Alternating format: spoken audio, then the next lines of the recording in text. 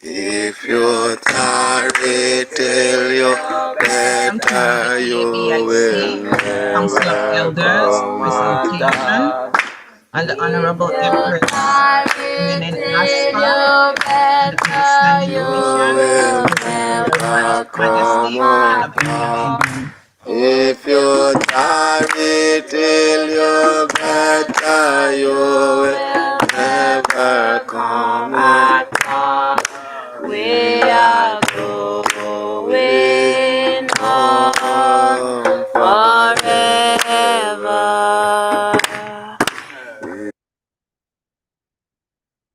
And we'll now turn it over to our leading priest, Honorable Priest Lamont. Unmute your mic. Thanks kindly, Honorable Tech.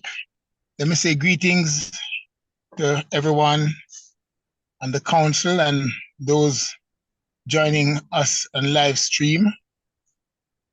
And as our usual procedure, say reverence in the virtual court.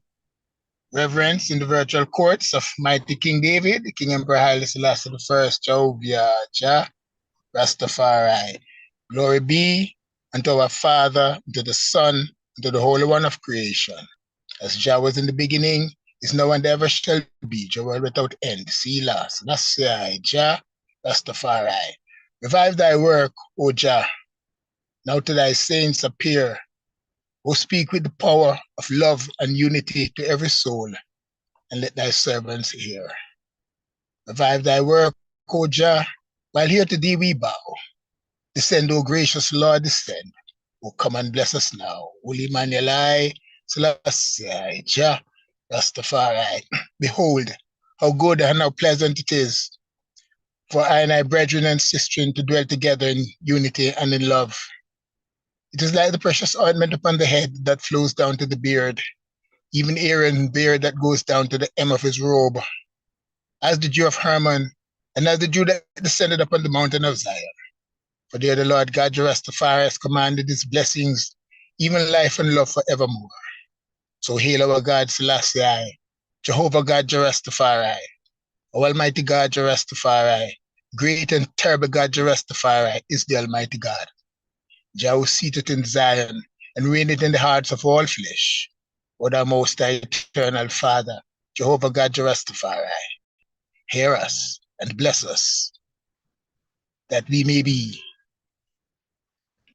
worthy to fulfill thy work and thy service in true salvation. Holy Emmanuel, Selassie, Jah, Rastafari. Blessings and honor, and let me say welcome to everyone here present again. In the absence of our honorable chair, I do the honors today, and it is always my pleasure and a great honor to be among this great council of saints, apostles, kings and queens, empresses, emperors, prince and princesses. And every time I listen to the background of, I think it's Empress Diane, and I can hear the children in the background. I really love to hear that. And it is always my hope that we will see children in the numbers that we saw them in time past when, you know, things were well gelled and we were there, you know, in that great numbers. But it's great, and it's always a great joy to be among the Council of Elders. My Lord and Empress, thank you very much and welcome again.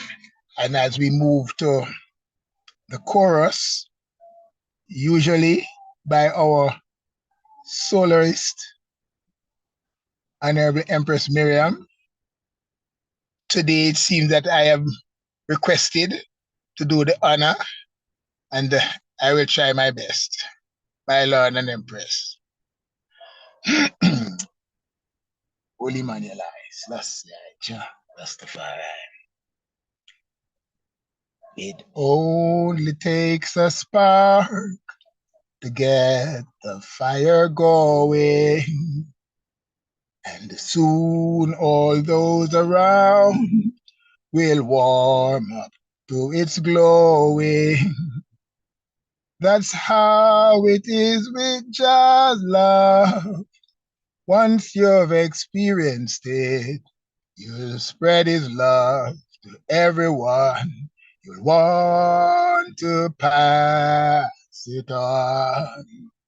Pass it on, pass it along. I wish for you, my friends, this happiness that I have found.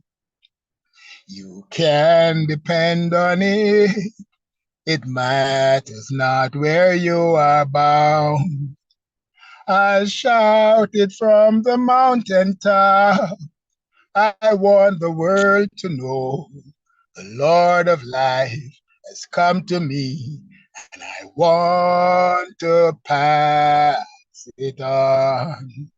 Pass it on, pass it along, pass it on. Oh,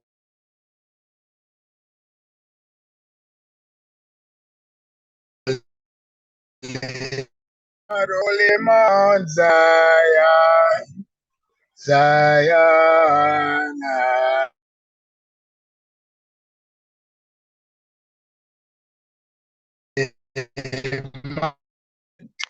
Blessed be his name. Most High Selassie, Jah, RASTAFARI.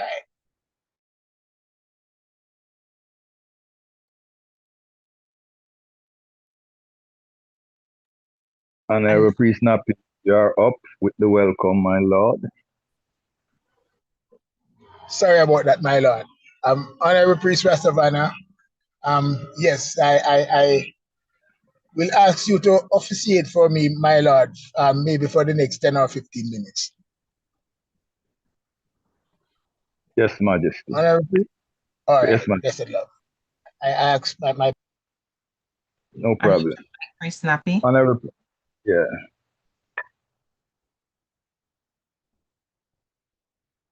Priest Naps, unmute now.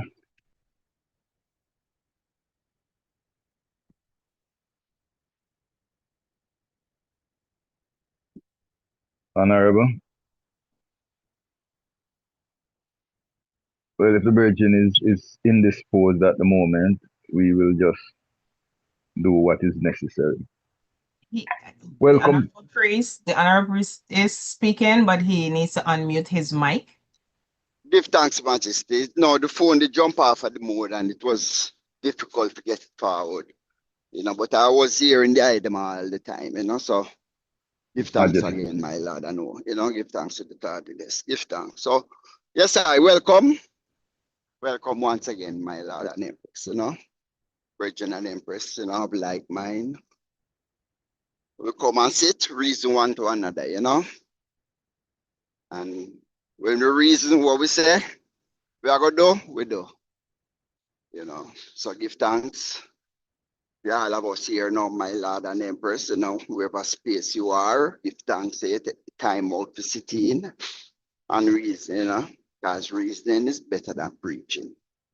So welcome one and all, my Lord, and as we sit together, conversation be upright and bright and full of, enlightenment, So give thanks again, my Lord and Empress. Blessed love. Majesty. Honorable roll call by the Royal Secretary. And Empress, give thanks once again for another day of reasoning, learning, and sharing. And this is the roll call for March the 29th, 2026. Honorable Priest Lamont, Honorable Priest Rasavana, Present, Empress, give thanks. Honorable Priest Nappy, Greetings, family. Honorable Priest Aragon, Honorable Jabari, Blessed. Present. my Lord, Honorable Jabari, Blessed love, Mama. Honorable Leading Empress Miriam, Blessed greetings, sis. Give thanks. Honorable Empress Trisha, Christine. Honorable Leading Empress Lily May, Blessed love one and all.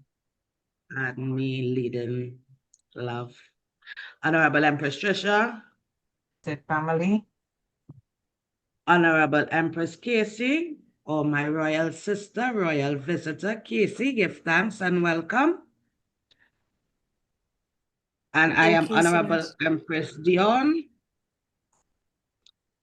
Let the record show at the beginning of the meeting there were 10 participants present. Let us remember to stay hydrated and have our pens, pencils, books, paper, anything that you feel comfortable taking notes with. Write your questions or any meditation that come to you throughout the presentation. And at the end of the meeting, we will have a question and answer for one and all to participate in. And please remember, we are live streaming on our YouTube channel, Council, EABIC, Council of Elders. Please like, share, and subscribe. We are loaded with information.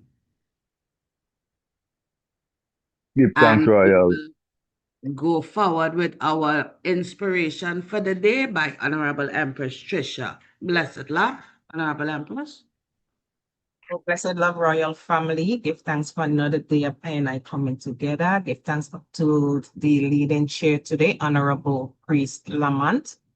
Honorable Priest, give thanks for I coming forward. Honorable Priest Rasavana, Honorable Priest Napi, and all my Lord and Empresses on the platform. Give thanks for the item coming forward today in your busy schedule. Like the Empress said before, we are live streaming on the EABIC Council of Elders YouTube station, and we ask that ones like, share, and subscribe to the station.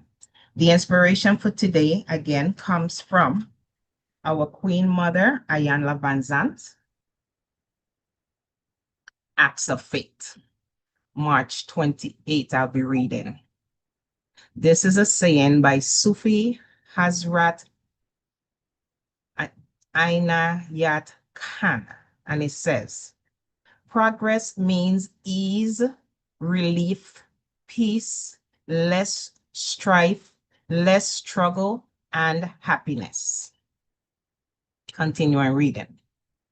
How many times have you heard someone say, that's just the way I am, or I can't change? How about, this is me, take it or leave it? Or how we fight to hold on to what limits us. Don't we realize if our way worked, it would be working? Can't we see that holding on to what I am keeps us from realizing who we are? It is natural to resist change. It is insane to fight against it. For some reason, we believe if we have to change, there must be something wrong with the way we are. The issue is not right or wrong. The issue is working or not working. Everything must change. The best can always be better. The fast becomes faster. The great becomes greatest. When we make minor adjustments as we see they are needed, we save time and the expense of a major overhaul. Continue on reading for March 31st. You cannot fix what you will not face. James Baldwin. The time has come for people of color to admit the role they play in their own condition. We have been disobedient to the laws of nature, to the traditions of the ancestors, and the will of God. We have allowed ourselves to remain in situations we know are unproductive out of fear. which is a result of our disobedience, violations of tradition, and arrogance in the face of the laws of God. We blame others for the things we do not do ourselves. We have betrayed one another to acquire personal riches. We have behaved irresponsibly toward ourselves, have been unaccountable for others, disrespectful toward ourselves by being disobedient and abandoning the word of God. What is God's will? Put the Creator first in all that we do. What is God's law? Do unto others as we would have them to do unto us. What is God's word? Love your brother and your sister as you would love yourself. If we are to regain our stature in the world as a proud and mighty people, we must be obedient in following the traditions of the ancestors, and we must adhere to the will, to the laws, and to the words of the Almighty God. Today, I am obedient to the ways of God, my Lord and Empress. Give thanks. Blessed love.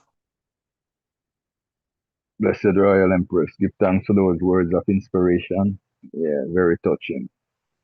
As we continue with our program, yeah, Her Imperial Highness Empress Menenaspa.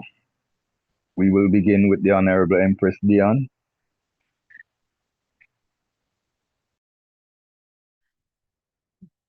Blessed love, my Lord and Empress.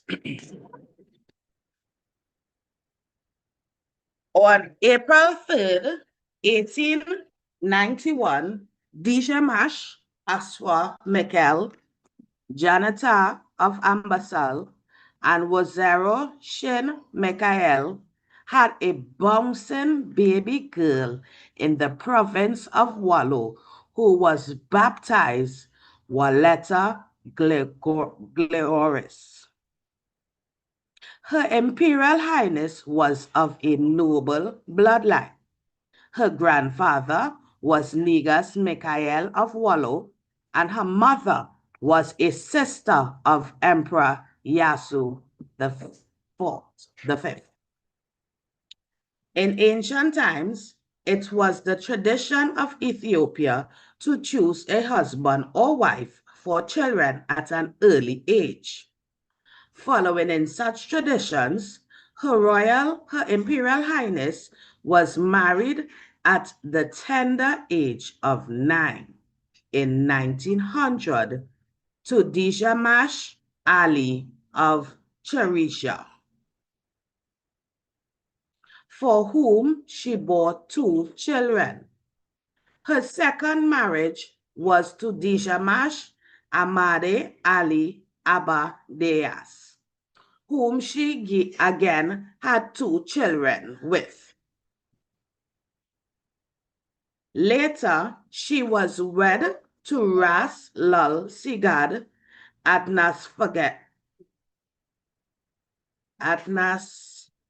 Sagad, whom she didn't have any children with. This third marriage was a short one, as the Empress ran away to the courts of Menelik to get away from her abusive husband and to be near her cousin Lij Yasu. There she met Rastafari Makonnen of Hara and fell in love.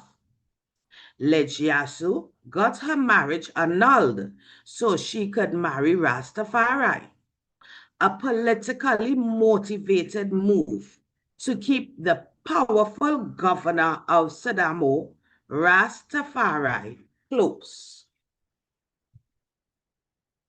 The marriage between Empress Menen and Emperor Tafari was blessed with 6 children, making a total of 10 children for the Empress.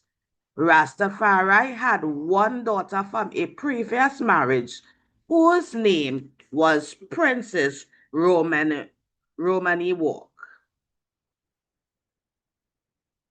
As consort of Haile Selassie,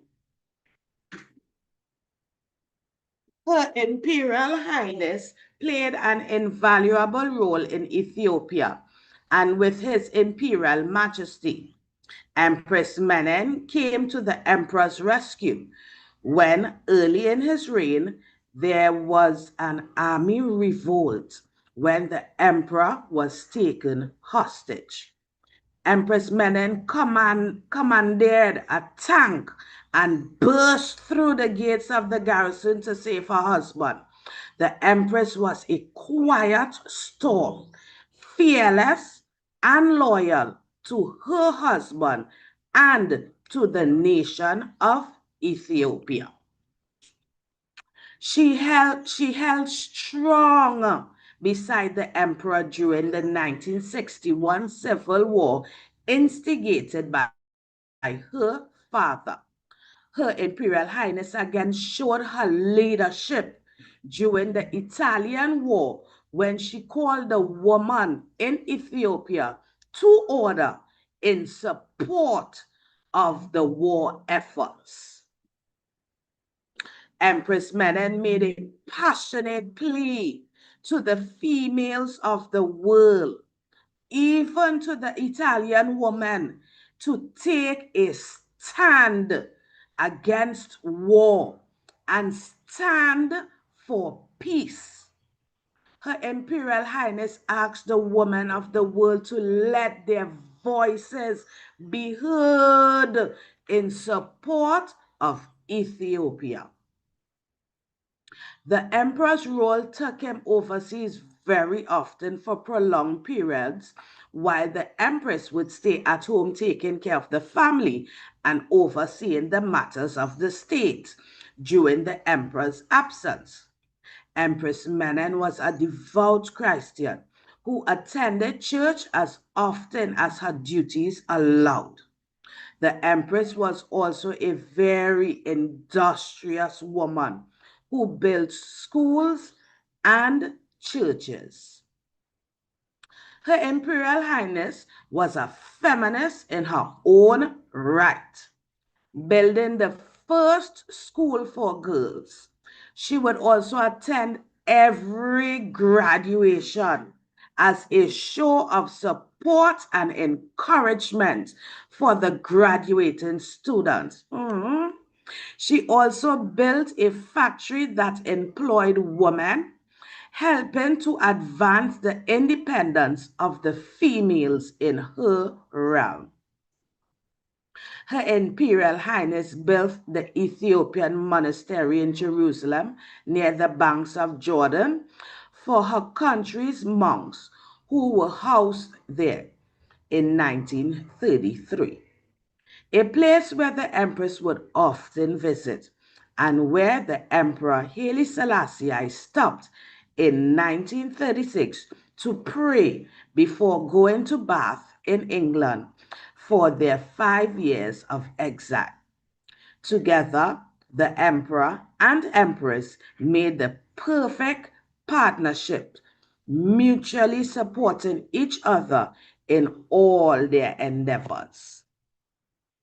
Their stay in Bath, where the winters were extremely cold, worsened a respiratory illness the empress had, forcing her to leave the emperor and return to Jerusalem, where she spent her time praying for the people of her country. The monarchy of Ethiopia from the era of Menelik II and Empress Tayatu started the modernization of the country. This process continued and amplified under Emperor Haile Selassie and his consort, who worked tirelessly and ceaselessly to prepare their country for the modern era, building roads, establishing a railroad system, constructing schools, improving the country's agriculture, etc. Empress Menen was an integral part of the modernization process. Prior to her Imperial Highness's tenure, females were not educated on a vast level. Empress Menen made the education of the females her priority by building schools and granting scholarships for female students to get higher education, even after completing their secondary level. It was under Empress Menen's leadership that the first Ethiopian woman was permitted to compete in an international sporting event in 1960. In 1955, the revised constitution granted women the right to vote, and thereafter women joined the parliament. The first female member of parliament was Sinindu Gebru. Women also were allowed to own and develop land under Her Imperial Highness leadership. These changes led the way for women to further their development and achieve more rights and equality among their male counterparts. Such achievements did not come easy, as the mindset of the elites had to be transformed to accept these changes. Today, the women are upfront and intimately involved in politics and business and social activities in Ethiopia. Empress Menen was truly a woman of the people whose respect and admiration transcends tribal and political lines. May I read that again? Empress Menen was truly a woman of the people whose respect and admiration transcends tribal and political lines. Her legacy will forever be remembered. In 1962, Her Imperial Highness succumbed to her illness and passed away. The people of Ethiopia in every province mourned for several weeks until Emperor Haile Selassie had to broadcast a plea beseeching them to return to some form of normalcy to avoid the total collapse of the state. What a great woman. The royal consort of Emperor Haile Selassie, Empress Menen Aswa, lived up to and went beyond the call of duty. A magnificent woman of exemplary virtue, queen of queens, and a mother of mothers, one to be admired and to be emulated. We pray that the Empress Omega, the Mother of Creation, continue to oversee and inspire her children. I, Selassie, Jah, Rastafari. Give thanks for virtuous woman. Continue and reading by another mighty angel, or I continue an Empress. A video? Nice.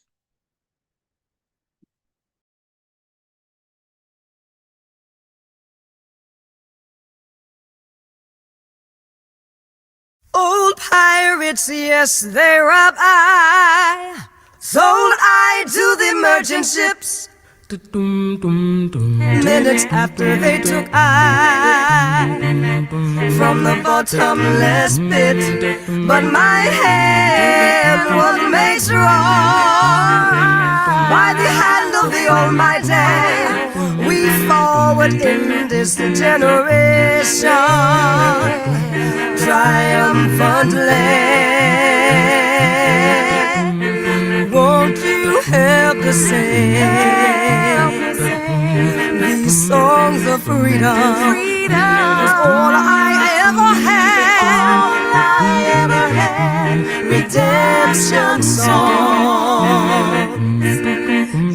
Emancipate yourself from mental slavery. None but ourselves can free our mind.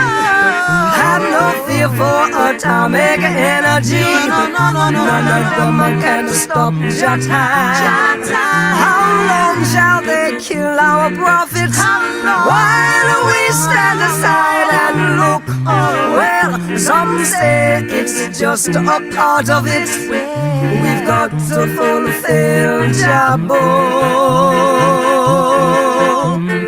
Won't you help to sing these songs of freedom? Was all I ever had. Redemption songs. Emancipate yourself from mental slavery. None but ourselves can free our mind. Oh, have no fear for atomic energy. None of them can stop your time. How long shall they kill our prophets while we stand aside and look? Well, some say it's just a part of it. We've got to fulfill Jabbo. Won't you help to sing these songs of freedom? Was all I ever had, all I ever had. Redemption song. I say all I ever had, all I ever had. Redemption song. I say all I ever had, all I ever had, all I ever had, all I ever had, all I ever had, all I, all I, all I, all I, all I, all I, all I, all I, all I ever had. Redemption song. These songs of freedom.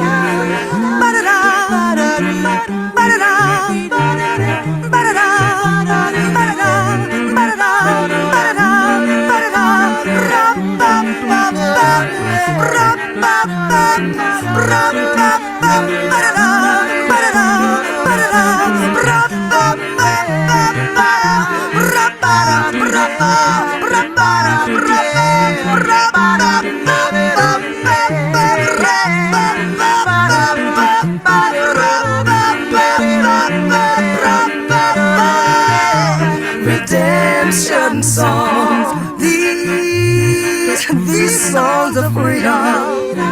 All I ever have, all I ever have, all I ever have. Redemption songs, these songs of freedom. Ba-da-da, ba-da-da, ba-da-da, ba-da-da, ba-da-da, ba-da-da, ba-da-da, ra-ba-ba,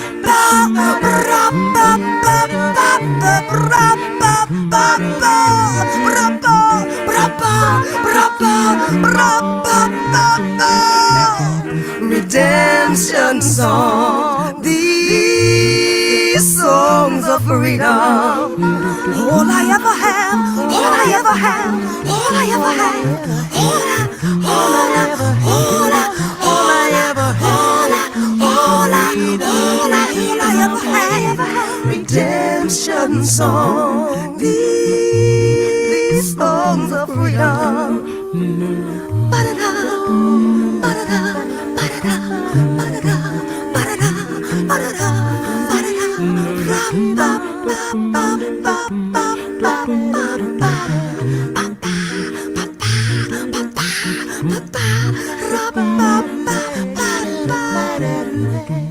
Redemption song.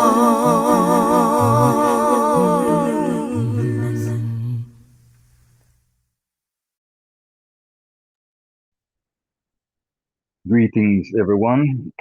You just heard a rendition of Redemption Song by the a cappella group Sweet Honey in the Rock.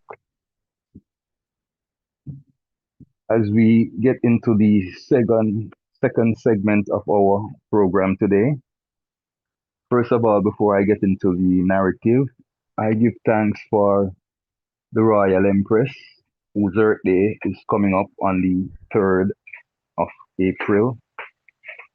I give thanks for the example that she has set for, first of all the sisters, daughters, mothers, wives, and for I and I, the sons, brothers, fathers, husbands, because she was a quiet storm.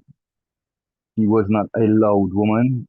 She was not heard a lot on the airwaves or giving public speeches, but behind the scene, she worked tirelessly to advance the position of the females in her realm, as we heard. And even in the world, when she did travel with the emperor, she was that perfect, perfect consort, perfect queen of queens, an exemplary woman on all levels. So we give thanks to be called by their name, Rastafari, and to walk as best as we can in their light, you know, as they have set a standard. They have set the pace and they have set the standard for how I and I, as their children, should live. So we wish our mother eternal blessings, and we ask her to continue to oversee I and I as we endeavor to do the work that needs to be done. In their name, Queen Omega I, Haile Selassie I, Jah Rastafari. And I will now continue. Today, as we gather here, the world is poised in motion of the Third World War, the Armageddon. The peace once pursued by wise leaders of the past is being eroded by the insatiable lust for power and world dominance. The evil or devil of war looms dark across the sky. The modern skies of the modern world. International morality remains but a fleeting illusion among nations, organizations, and people in general. The acts of brotherhood and sisterhood have been forsaken, even among I and I people who once found favor among the Black Christ.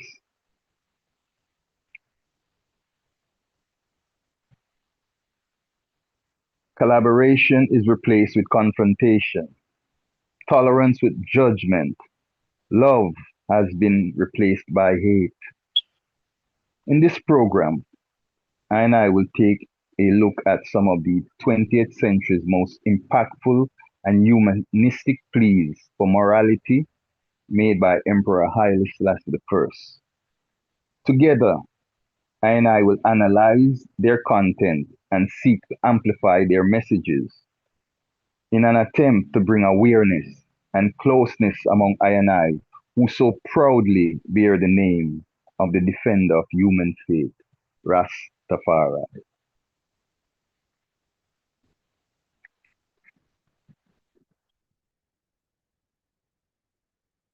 Emperor Haile Selassie I, Rastafari, is a man of peace who displayed profound unconditional love for humanity. It is only fitting and right for I and I as Rastafari to walk as he does and promote the things he does, to lead by example. King Emmanuel, the Lord's servant, was known as the God of love, walking in the footsteps of his imperial majesty. The pace was set and standards established by the Holy and Most Divine Trinity.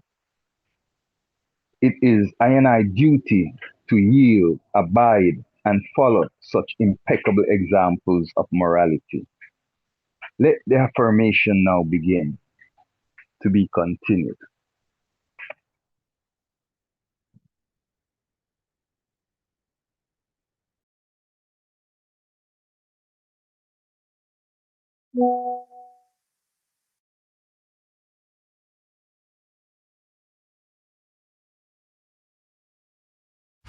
St. Croix, have have no fear. Billy's Electronics and Department Store is here. Billy's has an incredible selection. You'll get His Majesty completely alone on one channel and the UN translator alone on the other, and you can do whatever you want with it afterwards. So here is His Majesty's address to the United Nations General Assembly.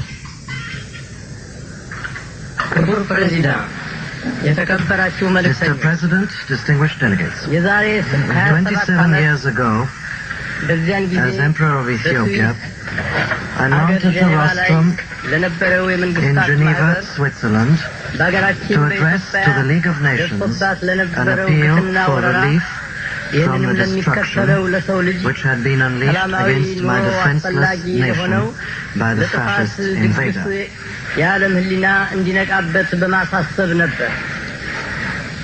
I spoke then both to and for the conscience of the world. My words went unheeded, but history testifies to the accuracy of the warning that I gave in 1936. Today, I stand before the World Organization which has succeeded to the mantle discarded by its discredited predecessor. In this body is enshrined the principle of collective security, which is unsuccessfully invoked at Geneva. Here in this assembly reposes the best, perhaps the last hope for the peaceful survival of mankind. In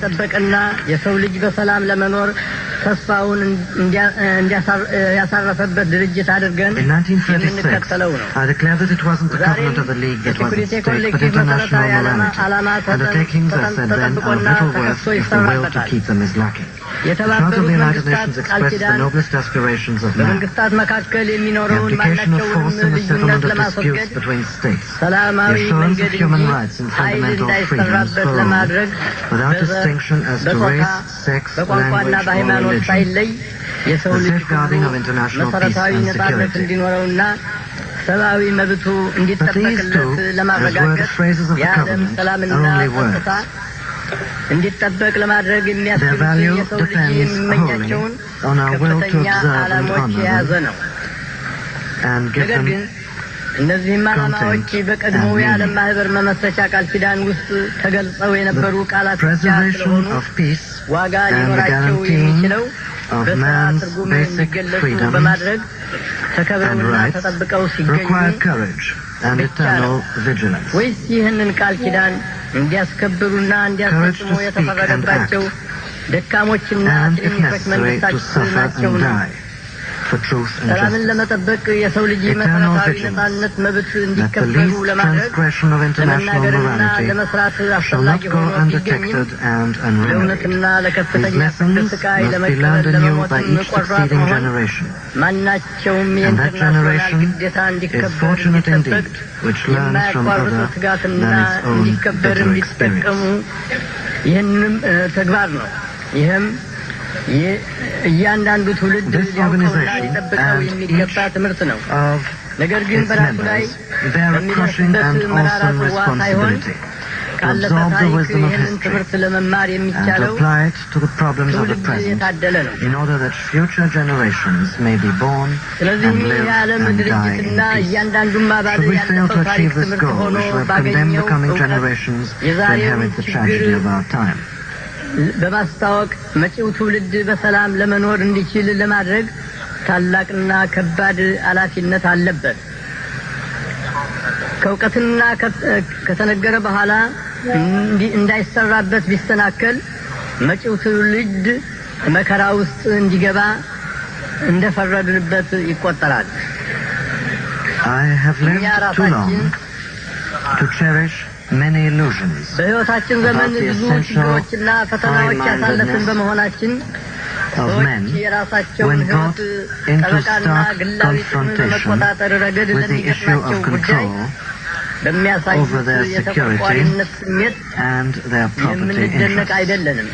Not even now, when so much is at stake, would many nations willingly entrust their destinies to other hands. Yet, this is the ultimatum presented to us. Secure the conditions whereby men will entrust their security to a larger entity, or risk annihilation, persuade men that their salvation rests with the subordination of national and local interests to the interests of mankind, or endanger man's future. These are the objectives, yesterday unattainable, today essential, which we must labor to achieve. Until this is accomplished, mankind's future remains hazardous, and permanent peace a matter for speculation. I would now like to mention briefly today two particular issues: disarmament and the establishment of true equality among men. Disarmament has become the urgent imperative of our time. I do not say this because I believe that the absence of arms is tantamount to peace, or because I believe that bringing an end to the nuclear arms race automatically guarantees the peace, or because the elimination of nuclear warheads from the arsenals of the world will bring in its wake that change in attitude required for a peaceful settlement of disputes between nations. Disarmament is vital today because of the immense destructive capacity which men now possess. Ever since the Stone Age, the production of arms has always been the source of man's own destruction. Even though the achievement of general and complete disarmament is time-consuming, it is encouraging to note that great efforts are being devoted to attainment. My country supports the nuclear test ban treaty as a step towards this goal, even though it is only a partial step. The real significance of the treaty is that it admits of a tacit stalemate between the nations which negotiated it, a stalemate which recognizes the blunt and avoidable fact that none would emerge from the total destruction which would be the lot of all in a nuclear war. A stalemate which affords us and the United Nations a breathing spell in which to act. The goal of the equality of man which we seek is the very antithesis of the exploitation of one people by another, about which the pages of history, and particularly those written about the African and Asian continents, speak at such length. Last May in Addis Ababa, there was convened a meeting of heads of African states and governments. For 3 days, the 32 nations represented at that conference demonstrated to the world that when the will and the determination exist, nations and peoples of various backgrounds can and will work together in unity to the achievement of common goals in the assurance of that equality and brotherhood which we desire. Although our position vis-à-vis the power blocks is identified with the policy of non-alignment, our past history testifies to the fact that we've always endeavored to cooperate with all nations without exception. Thus, one of the fundamental principles we have agreed upon at the Addis Ababa Summit Conference gives expression to our fundamental desire to live in harmony and cooperation with all states. On the question of racial discrimination, the Addis Ababa Conference taught to those who will learn this further lesson that until the philosophy which holds one race superior and another inferior is finally and permanently discredited and abandoned, until there are no longer first-class and second-class citizens of any nature, that until the color of a man's skin is of no more significance than the color of his eyes, that until the basic human rights are equally guaranteed to all without regard to race, that until that day the dream of lasting peace and world citizenship and the rule of international morality will remain but a fleeting illusion to be pursued but never attained. And until the ignoble and unhappy regimes that hold our brothers in Angola, in Mozambique and in South Africa in subhuman bondage have been toppled and destroyed, until bigotry and prejudice, malicious and inhuman self-interest have been replaced by understanding and tolerance and goodwill, until all Africans stand up and speak as free human beings, equal in the eyes of all men, as they are in the eyes of heaven, until that day, the African continent will not know peace. We Africans will fight if necessary, and we know that we shall win as we are confident in the victory of good over evil. The basis of racial discrimination and colonialism has been economic, and it is with economic weapons that these evils have been and can be overcome. In pursuance of resolutions adopted at the Addis Ababa Summit Conference, African states have undertaken certain measures in the economic field which, if adopted by all member states, would soon reduce intransigence to reason. I ask today for adherence to these measures by every nation represented here, which is fully devoted to the principles enshrined in the Charter. I do not believe that Portugal and South Africa are prepared to commit economic or physical suicide. If honorable and reasonable alternatives exist, I believe that such alternatives can be found. We must act while we can, while the occasion exists, to exert those legitimate pressures available to us, lest time run out and resort be had to less happy means. The great nations of the world would do well to remember that in the modern age, even their own fate is not wholly in their hands. Peace requires the united efforts of us all. Who can foresee what spark might ignite the fuse? The stakes are identical for all of us.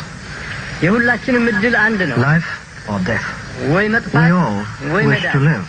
We all seek a world in which men are freed of the burdens of ignorance, poverty, hunger, and disease.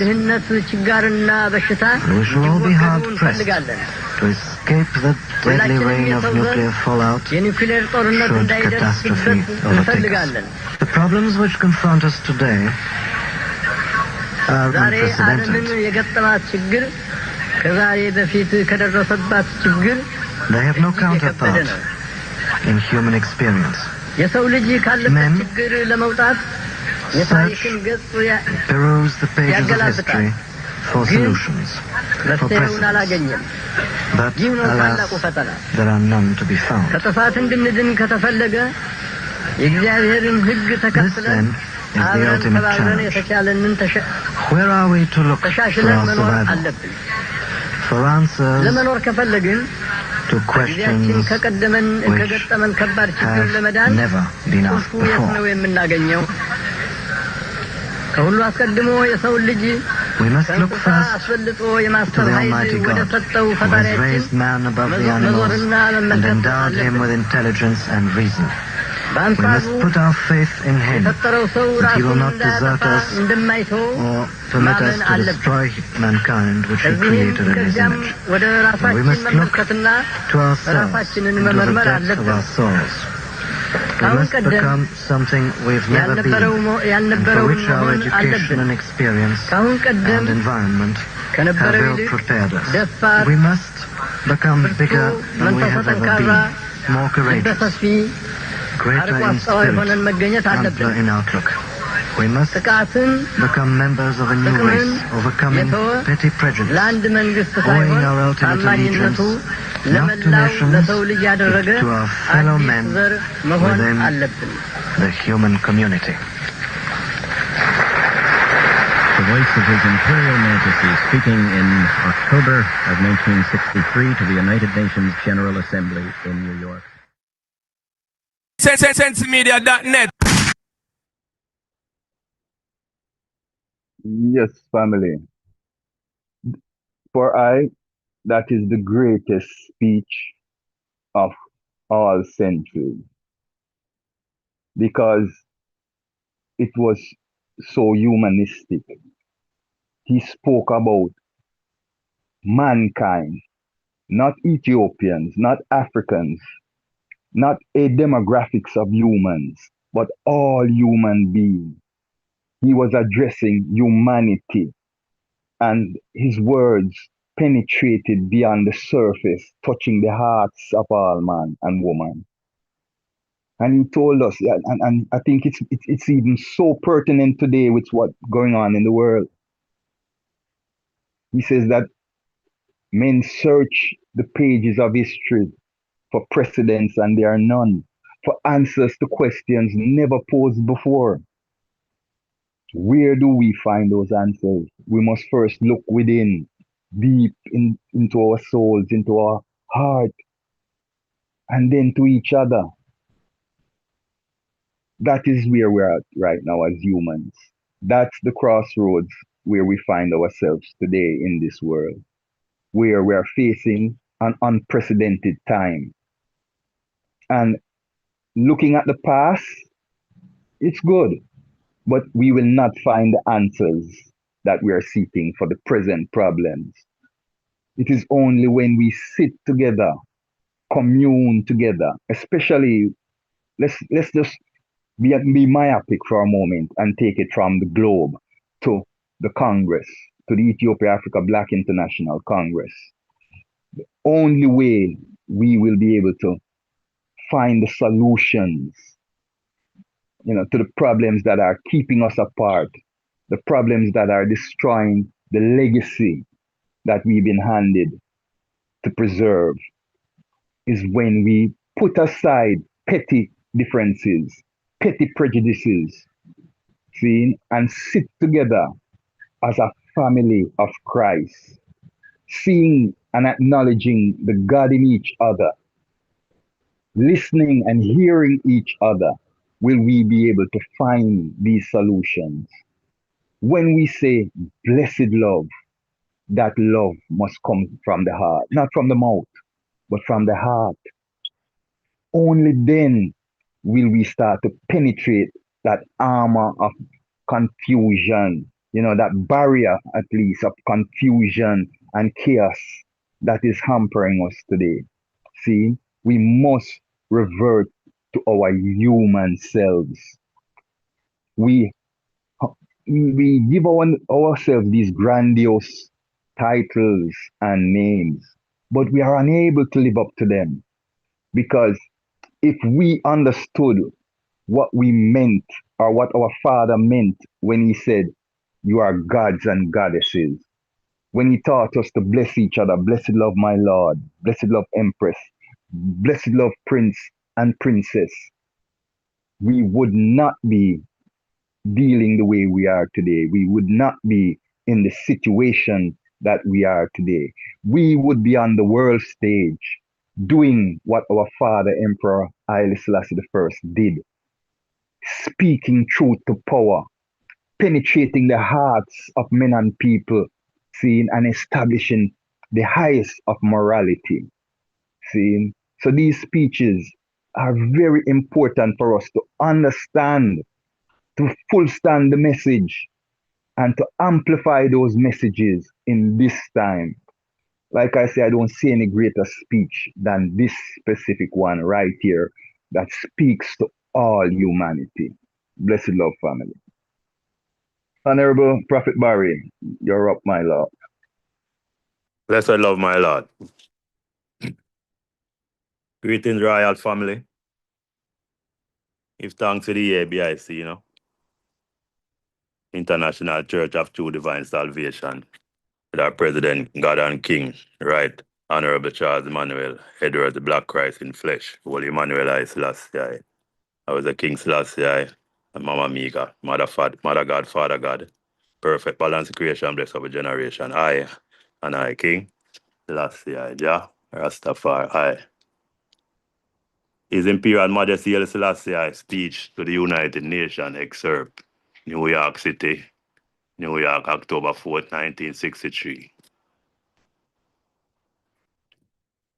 Until the philosophy which holds one race superior and another inferior is finally and permanently discredited and abandoned, that until there are no longer first class and second class citizens of any nation, that until the color of a man's skin is of no more significance than the color of his eyes, that until the basic human rights are equally guaranteed to all without regard to race, that until that day, the dream of lasting peace and world citizenship and the rule of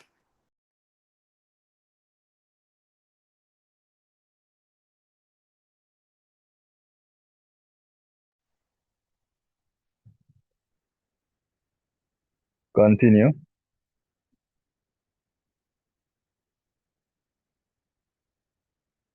Jabari, your mic mute, my lord. oh, excuse that. Repeat. Start over. International morality. Right, so stop from priest. Yes, I. My lord, give thanks. International morality will remain but a fleeting illusion to be pursued but never attained. And until the ignoble and unhappy regime that hold our brothers in Angola, in Mozambique, and in South Africa in subhuman bondage have been toppled and destroyed, until bigotry and prejudice and malicious and inhuman self-interest have been replaced by understanding and tolerance and goodwill, until all Africans stand and speak as free beings, equal in the eyes of all men, as they are in the eyes of heaven. Until that day, the African continent will not know peace. We Africans will fight if necessary, and we know that we shall win, as we are confident in the victory of good over evil. Holy Emmanuel I Selassie I, to be continued, my Lord and Empress. Aya Jehovah, Jah Rastafari. Blessed.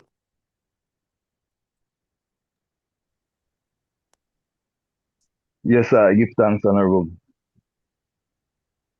My Lord. Empress. Yes, I. University graduation speech. 6 years ago, when we established the Haile Selassie University, we said, considering the role of the universities in broader sense, we are persuaded that these institutions stand today as the most promising hope for constructive solutions to the problems that beset the modern world. Problems which prevent the peaceful cooperation of nations, problems which threaten the world and humanity with death and disaster. From the universities must come men, ideas, knowledge, experience, technical skills, and the deep human understanding vital to fruitful relations among nations. Without these, world order for which we have so long striven cannot be established. In the 6 years of its existence, the university has greatly expanded the number of its academic institutions, doubled the number of its students, and produced more than 2,500 graduates. Even so, we do not yet regard the university as adequate to meet the potential needs of our country and our people. It is our belief that the time is not far distant when it will become necessary to establish more universities in our country, to observe the growing volume of students emerging from the secondary schools, and our most cherished hopes will indeed wither if the number of these young learners does not increase to our expectation. We say this, and at this time find pleasure in discerning from amongst you that the passing of first youth is no barrier to worthy achievement. What must be guarded against is reluctance to learn. The economic progress achieved year by year in Ethiopia is bound to intensify the need for trained personnel and an increase in the number of qualified personnel must help to foster greater economic progress.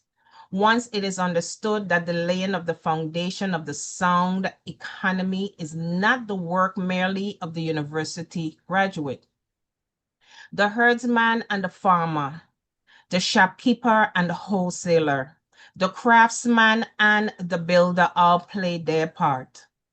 An economy built in this way will have strong foundations and therefore permanency. We believe that this type of economy is most suited to the needs of our people. Cognizant of this, we have established certain organizations at present in operation, designed to improve the land tenure system, to alleviate the plight of the small farmer, to expand trade, to build roads, and to lay down a network of communications through which an effective interrelation between the various economic sectors can be established and new markets created. If, as we have stated above, the basic economy is largely dependent on the common man, how then can the university graduate fulfill his proper function in a developing country like Ethiopia? Firstly, fully aware that the vast majority of your fellow countrymen have not had the privilege of higher education that you have had, you must accept the responsibility for identifying the fundamental problems of your country and directing the skills you have acquired toward their solutions. Your primary object should not be to emulate the high scientific and technological endeavors of more advanced nations, but to apply your knowledge to the basic issues of agriculture, public health, the exploitation of mineral resources, and the construction of roads and dams. Secondly, you, the graduates of today, must realize that the position of distinction you enjoy because of your education must not isolate you from the problems of the rest of your fellow countrymen, nor inveigle you into the search for luxury and personal gain. Rather, should it encourage you to undertake with manly eagerness any sort of work in any sort of place, to take the lead in devising ways and means by which every Ethiopian can improve his standards of living, and to work with those who have already gone before you out into the field of hard endeavor. There, you must translate into the vernacular of the plow, the spade, and the hoe, the lessons you have learned from your specialized training on costly modern equipment and machinery. If you cannot do this, all your education would have been futile. The labor would have gone to fashion a ship without a rudder. During the past 6 years, many changes have taken place in Ethiopia, in her neighboring countries, and in the rest of the world. Even so, the words we uttered 6 years ago are no less relevant now than they were then. For today, when world peace and security are constantly under threat, we remain firm in our conviction that it is from the universities that the knowledge, skills, and understanding must come that will lead the world once again back to the ways of peace. The strife and the division evident among the peoples of neighboring states during these 6 years remind us further of what we said at that time. Unity is strength. No nation can divide within itself and remain powerful. Rastafari. Hmm. You, who belong to the university, are heirs of a long-established national tradition. Your country is one which for several thousand years have enjoyed religious, cultural, and national unity, a strength to herself, an example to her neighbors. It is up to you to maintain and foster this tradition by diligence, industry, and dedication, and by showing that you love your country deeply enough to set an example for others to follow. And as the saying goes, the longest journey is always begun with one step.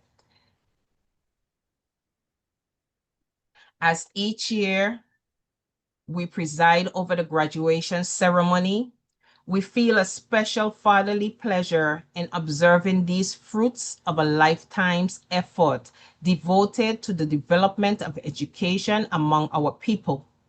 You today rejoice at having successfully completed 16 or 17 years of hard work, and this is in itself an achievement. But what you have here begun remains to be finished, and he who gives up before the whole task is accomplished reserves for himself not joy and reward, but despair and blame richly deserved. So today marks the end only of the first chapter in the book of your attainments, and your joy, like your achievement, is incomplete. You have still far to go. Along the tortuous paths that now lie ahead, you will be exposed to rigorous teachings of life itself. There, you will find no ready reference books, no study guides. There is no going back. The lessons of life, if once they are missed forever. We take pleasure in congratulating you on your achievements today. And may the Lord go with you in all your future endeavors. His Imperial Majesty, July 1st, 1967. My Lord and Empress, blessed. To be continued.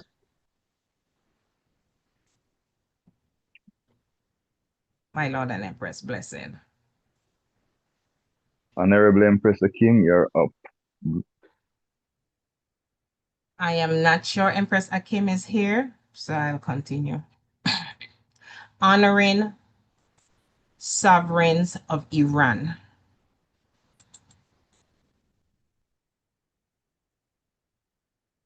Empress, just give me 1 second before you start the narrative. Blessed.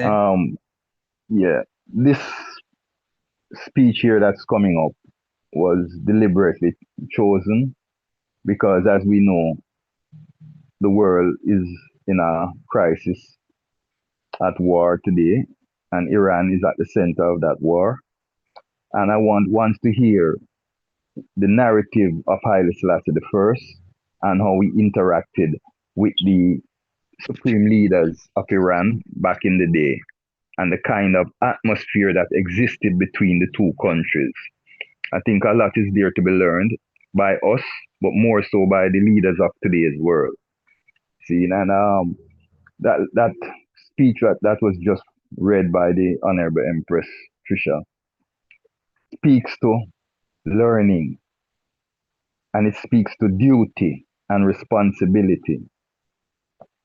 Something that we take for granted, and wonder why we are still struggling as a people, in the mire that we are, mire of poverty, riddled with diseases that we cannot combat, when we have the bright minds among us that can help us to come up with the treatment and cures that are needed. We have the bright minds that can come up with economic ideas and plans that can develop I and I as a Congress, as a nation, as a people. but because we refuse to acknowledge the skills of one another, the greatness that is in all of us, we suffer from that ignorance. And so as we go through these speeches, I want ones to really take in the words that are being shared here. Continue, Empress. Give thanks.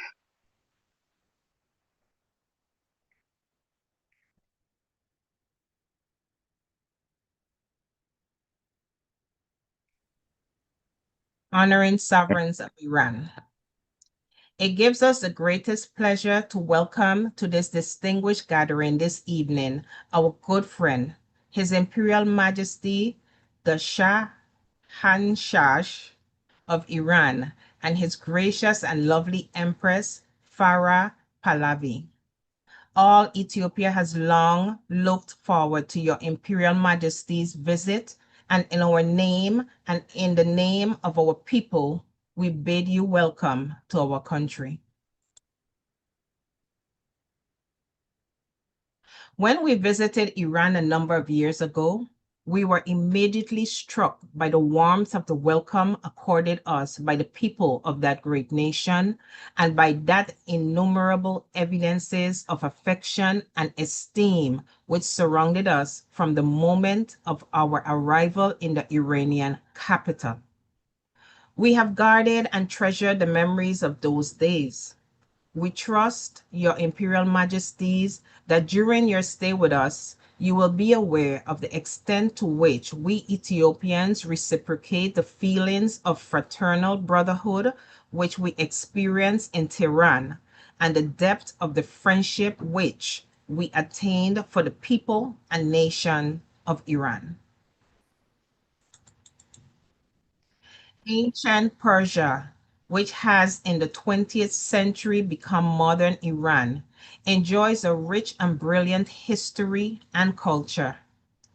Cyrus the Great, Darius, Xenxus, colorful images, Xenxus, these names to conjure up the most exciting and colorful images to recall the majesty and power of the great empire that was Persia many centuries ago. In the realm of literature, few nations indeed can boast of an Omar Khayyam or of a Hafiz, men whose names are known to the schoolboy from his earliest years, or of a Caliph Hurum el-Rashid, hero of the storied Arabian Nights, who was born in Persia. The beauty and splendor of this mosque and of the mosque and temples of Isfahan are known the world around, and the impressive ruins of Persepolis are a shrine to which students of antiquity flow in a never-ending pilgrimage. The name Persia then calls to mind priceless carpets, walled greens, and all the mystery and glamour of the Wall East. gardens. Repeat, Empress. Wall gardens. Walled gardens. The name Persia then calls to mind priceless carpets, walled gardens, and all the mystery and glamour of the East. The modern name Iran bespeaks a prosperous, independent nation, bustling with industrial and agricultural life, advancing at an ever more rapid pace in economic and social development, a country rich in natural resources, where the benefits of those resources are being devoted to the betterment of the Iranian people. We, however, much as we admire the imperishable achievements of the Persian people, admire no less the accomplishments of modern Iran under the wise guidance and direction of your Imperial Majesty, who has in an exemplary manner dedicated himself to his people. Ethiopia has herself been called upon to steer a precarious course between the threatening dangers which have on occasion imperiled her independence. Ethiopia has herself come to grips with the problems and difficulties which bestrewed the paths leading from an underdeveloped economy to a modern and efficient economic structure. It is small wonder then that we in Ethiopia should be so sensitive to the transformation which your Imperial Majesty's reigns has brought about in life of the nation which you lead. As has Iran, so have we in Ethiopia embarked upon far-reaching programs of land, agricultural, commercial, educational, and governmental reforms. We are then in a fitting position to assess and appraise the difficulties and obstacles which the realization of these programs have entailed in Iran, for we have been and are experiencing them for ourselves in Ethiopia. These are the foundations of the sincere, lasting admiration which we entertain for the noble Iranian people, and more particularly for that nation's great leader. And these in turn provide the solid foundation upon which we may together build a more fruitful and lasting collaboration between our two countries in the many domains where we share common interests and pursue common goals and objectives. It gives us great pleasure, therefore, to ask that all here raise with us their glasses in toasting eternal friendship between Ethiopia and Iran, and the health, welfare, and happiness to their Imperial Majesties Mohammed Reza Pahlavi, Aramir Shashansha of Iran, and Empress Farah Pahlavi Shabanu of Iran, June 4th, 1968. To be continued. Very well done, Empress. Give thanks. I know them words there are very trying. You know, Yes. they're not words that we use on a daily basis, so they did very well. Give thanks. Blessed. Honorable Priest Nappy.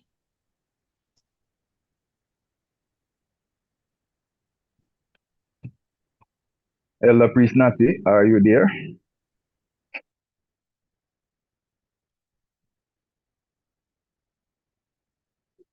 If he's not there, do you see him, Empress?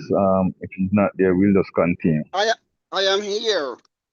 Okay, Yes, beautiful. Majesty. Honor. Yes, my lord. So, It's all yours. hold on a minute now. Yes, I. Just give me a second, family. Give thanks so far, you know, Yes, my I. Lord. The resurrection of Christ in Haile Selassie I, Africa and I, my Lord and Majesty, Honorable Priest Nappy. From the late 1930s, the earth saw the emergence of Ethiopia upon the world stage, and the only free African nation internationally led by Emperor Haile Selassie I, the first. Later betrayed as the League of Nations allowed. The droppings of poison gas on the oldest Christian nation by Roman and Italian forces. Members to the League. Member to the League. This disassemblment and crucifixion would echo as Christ and Osiris were betrayed and then sent to the slaughter. Give me a second, let me see if I can make it a little bigger. Try to, but I can't. All right. His Imperial Majesty would show that unlike Christ and more like King David, fighting against extreme odds is the way to leave a lasting memory and testimony to the history and self in one's faith in God. Still, the result for Ethiopia and the King of Kings were the same. His Imperial Majesty would suffer burns in his hands from the Roman bombs, the modern nails, chemical weapon called mustard gas. Ethiopia would suffer terribly. His Imperial Majesty would start his exile in Jerusalem, in which is likened to the death of Christ.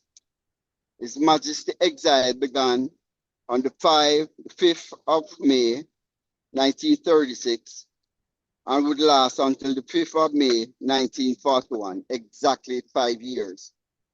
And as Christ died for the sins of the world, the conquering Lion of Judah, Haile Selassie I, would go to where Christ was murdered and join the Ethiopian monks at the Holy Sepulchre. There is Jerusalem. He and the monks by moonlight would enact the resurrection of Christ in what is described as strange. The king and Ethiopian monks would search for the body of Christ to find him risen in the morning. They would enact the resurrection using the instrument of ancient Egypt to ward off evil. This can be read in the article Sanctuary for the Lion of Judah by H.G. Martin. If it's God will, then I shall someday once again sit upon the throne of Solomon. One may think these were words of Christ spoken in Jerusalem. However, they are the conquering Lion of Judah, Haile Selassie I, in 1936 in Jerusalem. Up until 1930, most people in the world neither had the ability nor desire to know about Africa. In this remarkable moment of the printing press, radio and films, for the first time ever, people were introduced to Ethiopia through the emperor, who stood for justice and Christ, and was persecuted, who stood for justice and Christ, and was persecuted on the world stage. Tragically, the world would pay for betraying him. World War II is the manifestation of that betrayal. Haile Selassie I, by faith, courage, and action, would prove his Christ-like demeanor. During his 1936 visit to Jerusalem, an article written in the Jerusalem Gazette made comparison between the ancient Christ, Joshua, and the modern Christ, Haile Selassie. The caption on this article said, "He talked like Christ, he looked like Christ." Throughout history, it has been the inaction of those who could have acted, the indifference of those who should have known better, the silence of the voice of justice when it mattered most, that has made it possible for evil to triumph. Haile Selassie I. Today, Africa has emerged from this dark passage. Our Armageddon is past. Africa has been reborn as a free continent, and Africans has been reborn as free man. The blood that was shed and the suffering that were endured are today Africa's advocate for freedom and unity. Those men who refused to accept the judgment passed upon them by the colonizers, who held unswervingly through the darkest hour to a vision of an African emancipated from political, economic, and spiritual domination, will be remembered and revered wherever Africans meet. Many of them never set foot on this continent. Others were born and died here. What we may utter today can add little to the heroic struggle of those who, by their example, have gotten us how precious, have shown us how precious our freedom and human dignity, and of how little value life is without them. Their deeds are written in history. My Lord and Majesty, to be continued. Give thanks for the moment. If that's it, my Lord. Continue. You can go on, my Lord. You can continue. Right. Oh, yeah. This then is the ultimate challenge. Where are we to look for our survival? For the answer to the questions which have never before been posed. We must look first to the Almighty God, who has raised man above the animals and endowed him with intelligence and reason. We must put our faith in him, that he will not desert us or permit us to destroy humanity, which he created in his image.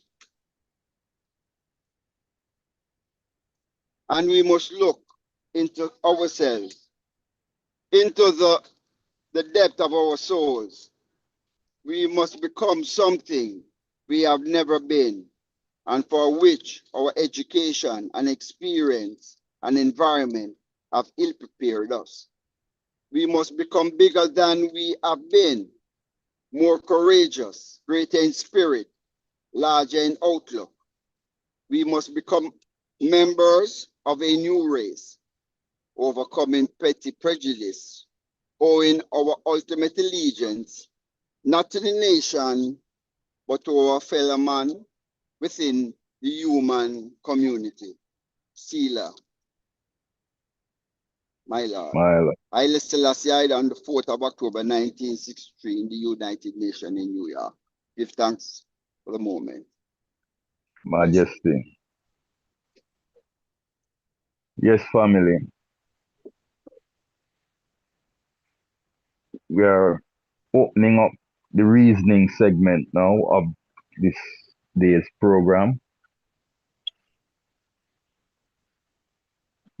Yes, as we have heard, so much in the little moments here. A lot to digest and to look into. All right, yes. So you do, my brethren. Out of love, man. Yeah, man, I come home, make me see you, man. All right, give thanks. Peace, happy? Yeah, okay. Give thanks. Yes, the floor is open for reasoning at this time. Is the Honorable Co-Chair back in office? Well, I guess not. We will continue. The Chair. Yes, family. Yes, I give thanks for the reading of, all of these speeches today. Give thanks to the family, because most times we just take the excerpts, and for most we have never. Sorry, Honorable Empress, Honorable Chair, I'm here. I am hearing you, but I am not where I can speak. So please continue. Okay, my Lord. Yes, blessed. No, I was saying most times we take the excerpts and we've never heard the entire speech or understand the gist behind the entire speech, only the excerpts, and we continue to use the excerpts. So give thanks for many of the readings to be done today so that we can hear them in their entirety and we can make, decisions that will help us move forward in a positive light and in togetherness amongst each other. my Lord and Empress. Blessed. Give thanks. Yes, Empress, I would concur. We often take the excerpts and we don't get the full context of what the excerpts are expressing. To listen to the entire speech, you get the full gist of what the emperor is trying to share with the world. Anyone want to add to the discussion? Have any questions? Any statements? Anything that can enhance the reasoning as we go forward? Feel free. The floor is open.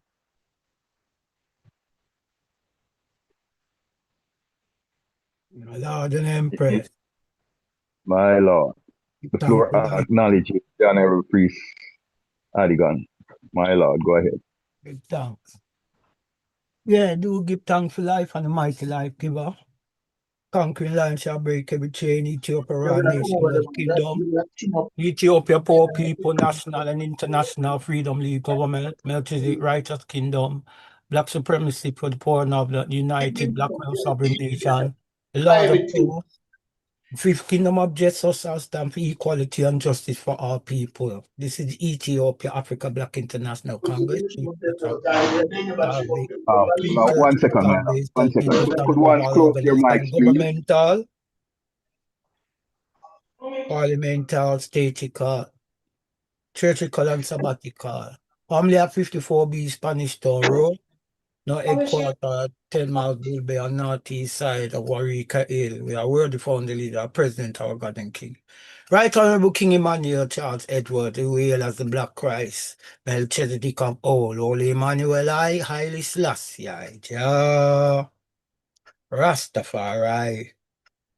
Yeah, do give thanks for this auspicious occasion, as we know we've been going through a month of celebration from start of the year, So we do give thanks to reach this part, Give thanks for resurrection coming up. Give thanks for everything said and done. Well, the selected speeches of His Majesty and the important utterances of His Majesty. If you notice on these two books, there's no copyright on them. He said any portion, right, of these speeches can be reproduced. And you've seen some people have took the speeches now, bookbind them, and putting copyright on them, which the emperor never do. Yeah. I see some brethren doing this in London, in England. They reproduce the Fetanagas, reproduce the selected speeches, because His Majesty have two core speech books out there. One is the important utterances, and one is the selected speeches. You see it? So, and in the disclaimer, His Majesty directly says in the concordance, the whatever in the back part, he say any part of these speeches can be reproduced without permission from the author. That is the greatness of the man. Because if you're going to His Majesty speeches for me, let me click the Bible. You see? Because, like you said, they said something about Christ, but he's a Christ. You see, there's a difference between Christ and Jesus Christ. We refer to His Majesty as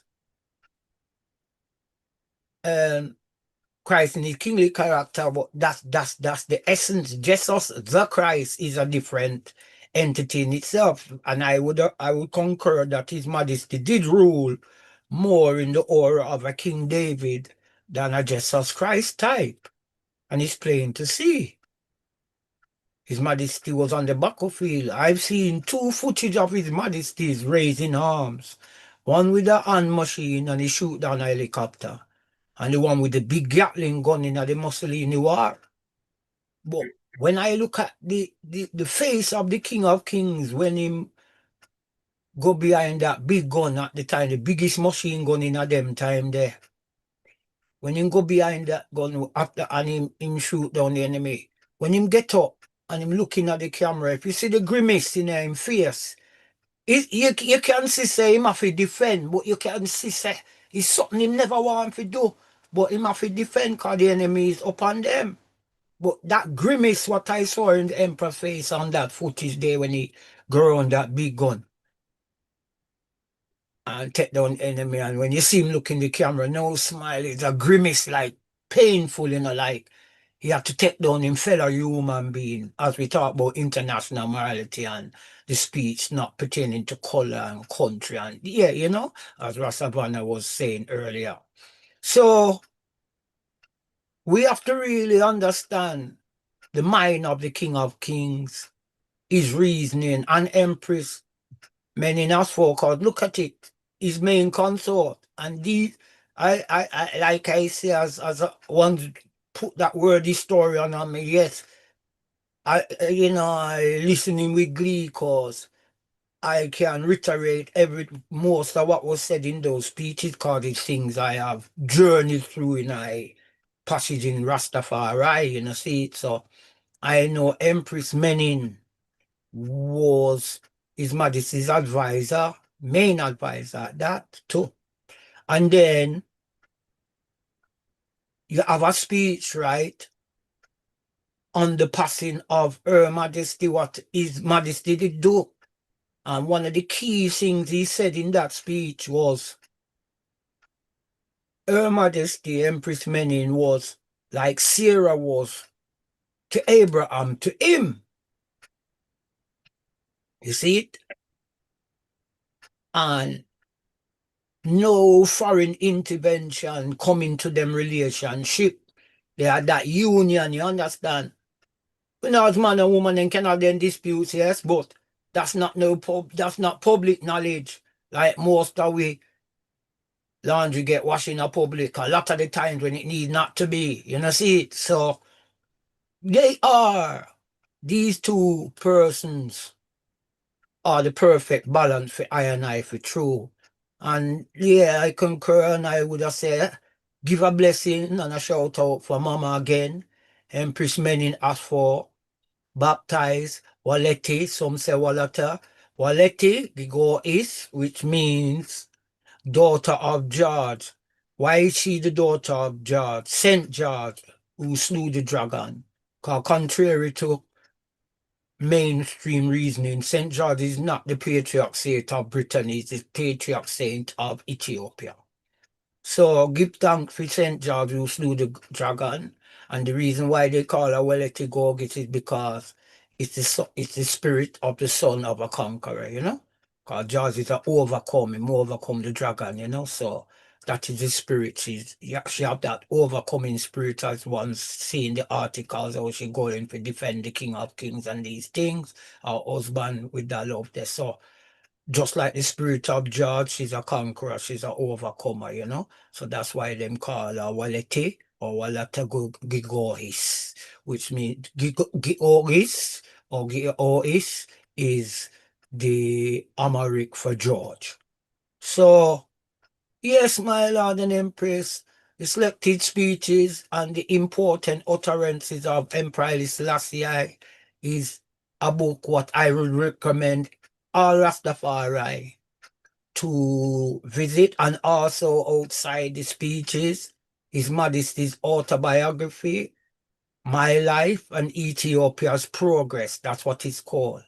My Life and Ethiopia's Progress. That is the title of His Majesty's autobiography, and it would be good if one could go to these books, So give thanks for this reasoning, analyzing, and looking into the speech of His Majesty and honoring Empress Menin as for great God and Goddess Empress Menin, I and Emperor Haile Selassie, Jah Rastafari, my Lord and Empress, Prince and Princess, God and Goddess, blessed. My Lord. Yes, I. Anyone else have anything else to add? Yes. Well, as Blessed love. oh yes, Mama, the floor acknowledges Empress and Crimson. Yes, Mama, the floor is yours. Blessed love to one and all. Happy celebration. Give thanks for the resurrection coming up and give thanks for this holy week. Tuesday is crucifixion and Friday is resurrection, and also Empress Menen Asfa Haile Selassie. Earth strong. Give thanks for that wonderful, wonderful history Empress Dion read, man. It made my heart, joyful. Give thanks for all the selected speeches of all the contributors.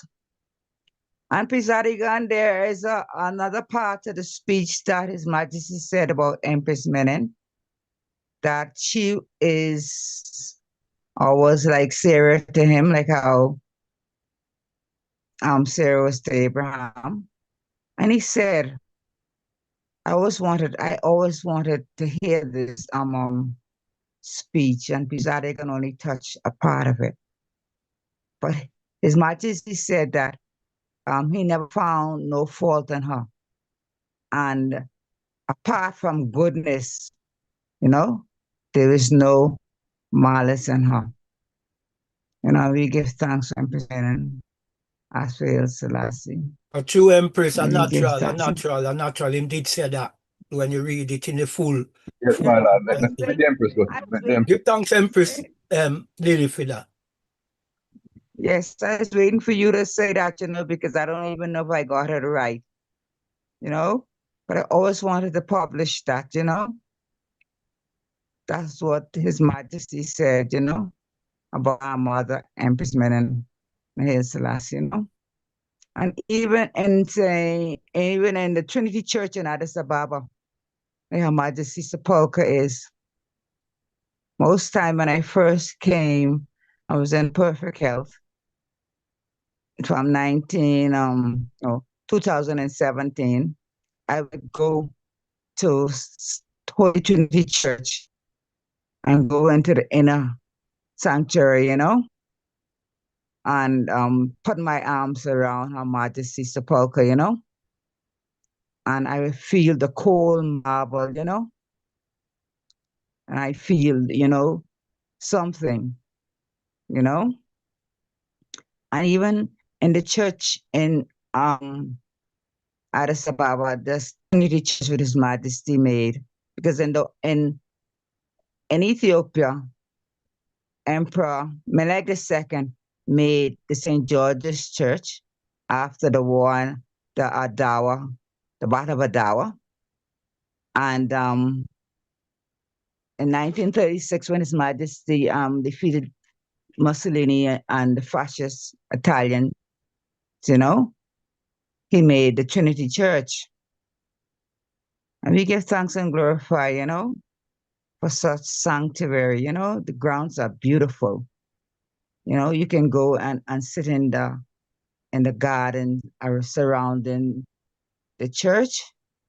And there's also a museum, so when my brothers and sisters come to Ethiopia, please make it a point of duty to go and see, the Holy Trinity Church where Her Majesty, Sepulchre is.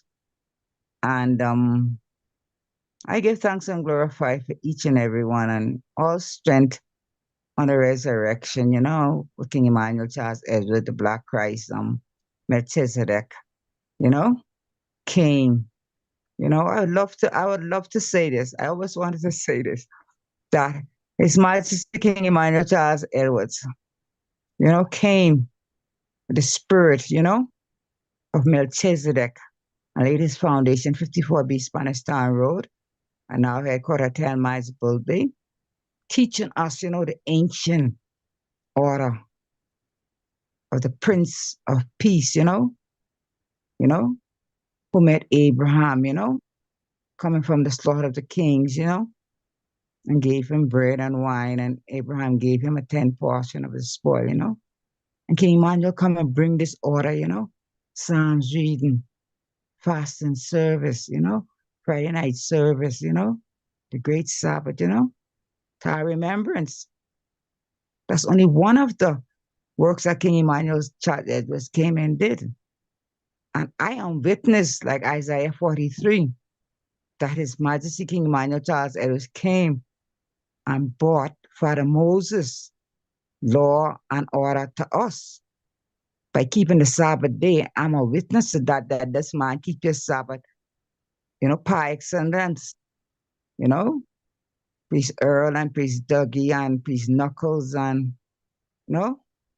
Sister Miriam, we witnessed this, that he came forward to Father Moses, say, remember the Sabbath day to keep it holy. And up to the day, what King Manuel teach us, Father Moses' law, to remember the Sabbath day, to keep it holy. Not to just remember it, but to keep it holy, And I give thanks and glorify for another spirit His Majesty come. Like someone said, that Christ, His Majesty is Christ because the 12 tribes of Israel in Ethiopia, they observed His Majesty as the Christ, and Jesus Christ of Nazareth, the man who came, 2,000 years ago, who studied in India and the temple of the sun with brotherhood, what you call it again, the holy brotherhood or the sacred brotherhood, and he got all his titles of faith, and justice. He got 7 titles, He conquered and went into all the dungeons and the, tests, and he came out victorious, and got his Christ title. And he came to Nazareth, and Galilee and started his ministry, And King Emmanuel Charles Edwards, came now as the Black Christ in flesh. And we say King Emmanuel the 7th, because the 7 is the completion, of the perfect Christ, And there's no more Christ coming, because he complete the 7. Because I always went for Bobo Shanti Hill, I always say, King Emmanuel is 7, Adoni, I go, Jah, Rastafari,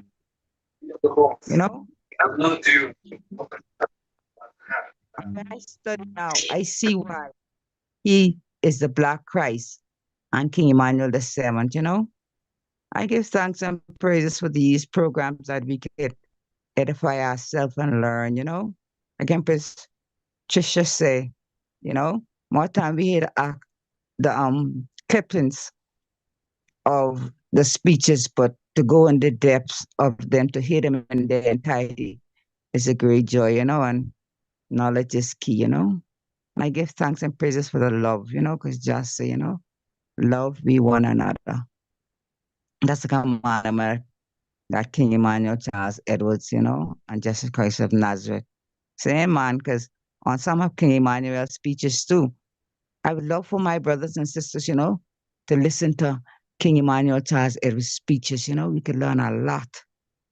We could learn a lot, because just say, him Jesus, him Emperor Selassie, him Marcus, him Father Moses, Xavier, Jehovah, Adonai, Melchizedek, Almighty, all is one, So I give thanks and glorify for Marcus Messiah God, you came.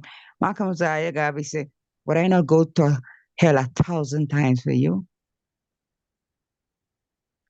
I just give thanks and glorify, that we are chosen children, and we must just stand up in love.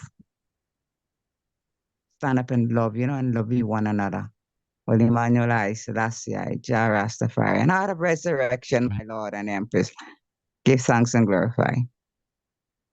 Give thanks, Mama. Give thanks for those words, for sharing your thoughts and your inspiration with I and I. Yeah, man, always of great value. And just to add a little clarity, we must remember that Christ is not a lineage name. It's not a name of a person. It's a title. Yes, That yes. is why King Emmanuel could come and claim, and by fulfilling the works, I and I could acknowledge that he is Black Christ. So by his works, we were able to acknowledge that he is the Black Christ. You know, so we give thanks even for that sentiment that you shared, Empress William. Um, because sometimes we tend to miss the reality of those statements, because that's a powerful. When the man came and declared himself, because the first time I met the man as a youth, he greeted I with a picture. He came out with this picture, with the Christ, you know, the Christ on the cross, the Black Christ, and he declared that this is he. You understand? And as a young person, you don't really get the fullness of it until you grow into Can that turn up the conscious. phone here for me? Until Can you turn grow up the into phone that here for me? conscious. It just get low. Um, Mama Maze, Mama Maze, mute your mic, Mama Maze. No, you're not. Yes, I. Until you grow into that consciousness, then you understand the fullness that the Father is declaring. You know, He came. There is there's a book written called The 16 Crucified Saviors. So we have had many Christs throughout the dispensation of man. You know, our Father just came in His dispensation and fulfill that role among us. See, just like how when in 1936 the emperor visited Jerusalem, the Gazette, they were saying, looks like Christ, walk like Christ, talk like Christ. They saw that persona, that Christ-like persona in him by his words, you know, his actions, you know, his deeds, his whole persona, his whole character depicted a Christ-like demeanor. And we can say the same as Mama called several names a while ago. All who were privileged to be at the man's side, to sit at the man's foot and learn from the man, you know, the pathway to saving one's soul. We can all say that we saw that fullness in our Father as well, you know, that Christ-like demeanor. You understand? Because there was none other in that dispensation of time after the emperor trod in you know in 1974. There was no other imagery that reflected the Christ-like persona as did King Emmanuel. And I will open up the floor after this. I will share this with the item. I was sent on a mission, not I, but the Father sent a couple of us on a mission to one of the Governor General's inauguration, a Governor General of Jamaica inauguration. Now, usually to attend those ceremonies, you have to be on the invitation list. But the mission of the Father, the mission of the King, the man say, go do this. And we yielded to his commandment. It was I, Priest, Honorable Priest Bannick, and Honorable Priest Harry, if my memory serves me correct. We pulled up, I was driving, so we pulled up at the Governor General's residence, and the guard asked us if we have an invitation. You know, we told him no, but we were sent by King Emmanuel to drop off some documents to the Governor General, you know, and to extend um his blessings to the Governor General. Let's put it that way. I was shocked because I thought he was going to say we couldn't go in and we would just give him the letters then and have him deliver it. He said, okay, and open up the gate. Let us in. We drove in. When we drove in, the courtyard was set up with chairs and well decorated and thing, and there was a certain amount of guests sitting in the chairs. So we came out and we asked where the office was. And as we went to the office, we dropped off the letter. As a matter of fact, it was three letters, one to the Queen, one to the Governor General, and one to the Prime Minister. So we came out forward now and we walked among the chairs and we had pamphlets, because in those days we never traveled without our pamphlets. So we had pamphlets and we gave out those pamphlets to the guests that were there. When you look 5 minutes after we did that, you could see all the guests them reading the pamphlets. You look when we look back at the settings, you see the guests reading the pamphlets. Now, one of the corporal, one of the low toting pole officers saw us and said, Bubba, when are doing here? How to get in here? Who let you in? Come, and started to shuffle us out. And as he's shuffling us out, he buck up on a sergeant, someone that is a higher rank than he. And the sergeant said, Oh, Bubba, boy, I'm glad for seeing them. I'm glad on there. He said, Corporal, leave them. I have them. I will take care of them. Him come over and him said, You want to see one of the guests that represents, I think it was either Sweden or Switzerland, was asking about the item and asking about King Emmanuel and wanted to get in touch with the item. And lo and behold, here the item is. Hold on, yeah. Just hold on right here, so soon come.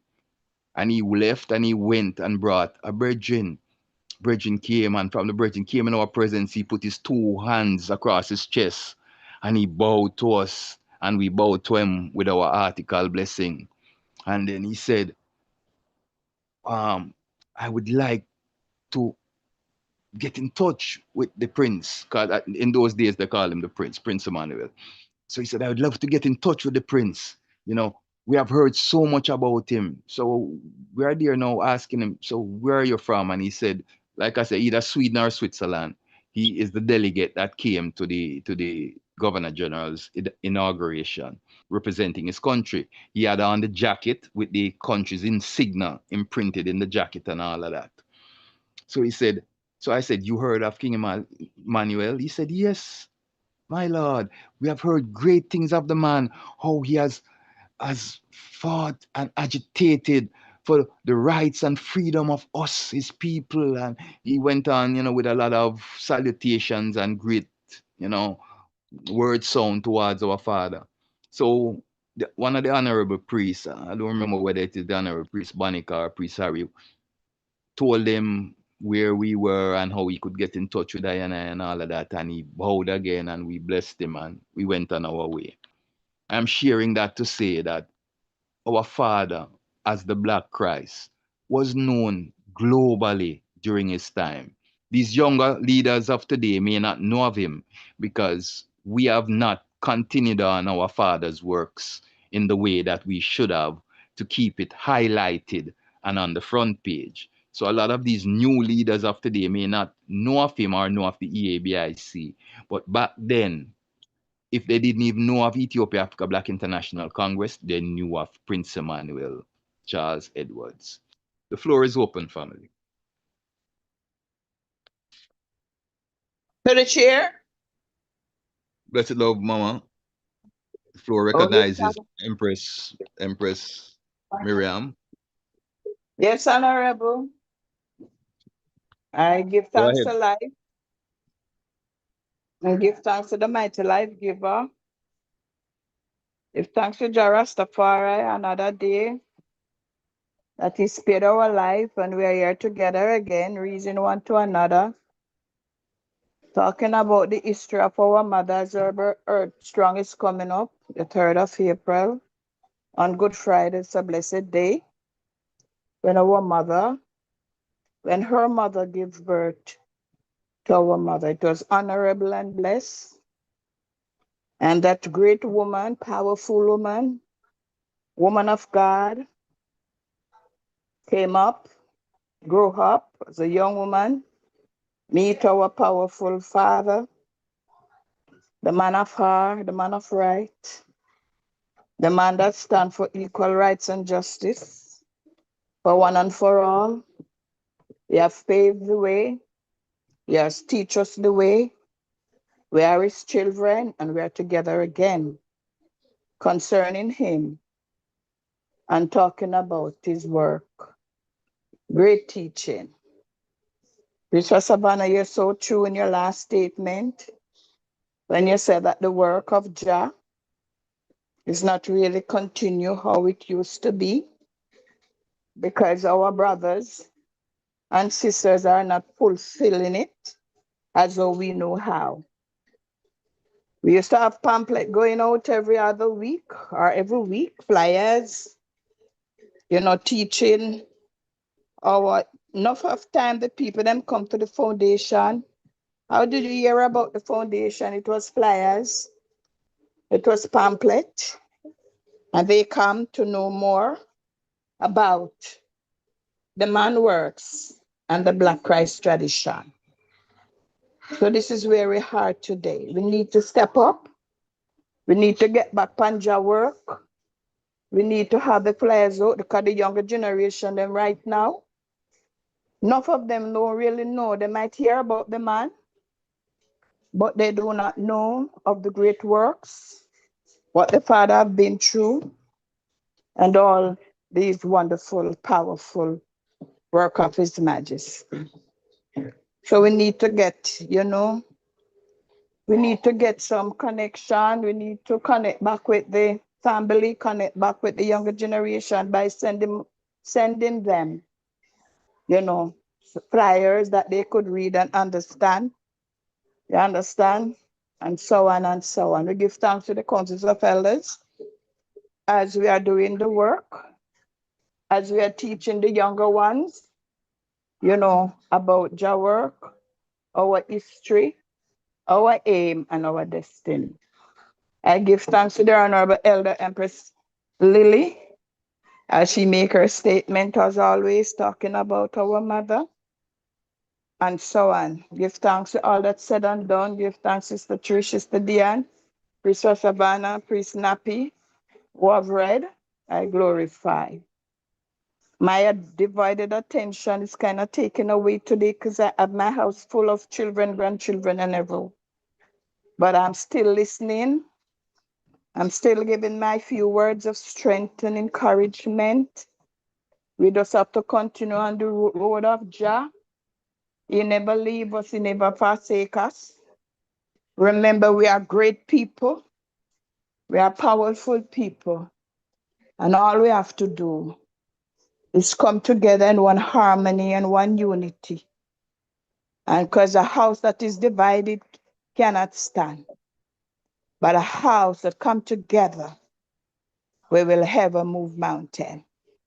So today, I give God thanks for His loving kindness and His tender mercy.